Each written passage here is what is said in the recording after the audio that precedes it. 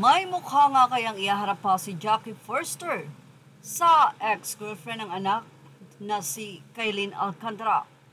At ano ang masasay ni Kobe Paras sa lahat ng mga ebidensya na inilalabas na habang sila pa ni Kailin ay may iba na nga siya. Ang sakit nito para kay Kailin.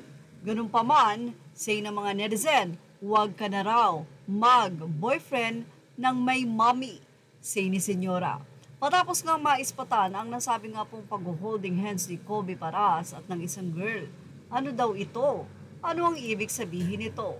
Pero ngayon, tila inilalabas na nga ng babae na siya ang ipinalit ni Kobe kay Kailin.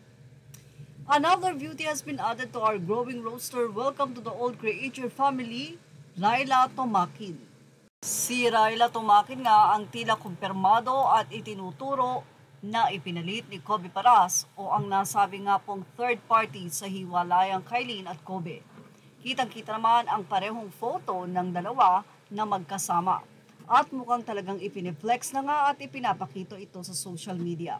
Hindi man nagsasalita pero ganun na nga ang ibig sabihin. Well, iyan nga ang sinasabi na ngayon ay kasama nitong si Kobe Paras. But anyway, ilang mga netizen ang nag-react dito at say nila, this girl nananadya din at obviously so into Kobe, hahaha. Maybe Kobe deleted his post cause nag-post si girl ng similar background right after Kobe's.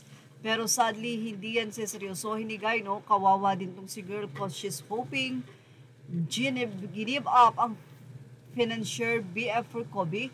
Hehehe, good luck.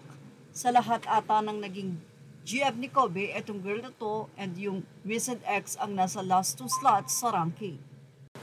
Downgrade daw sa beauty, talent, and pagka-GF material. Once ang babae pumato sa may GF na lalaki, asahan mong mag-cheat din yan sa'yo.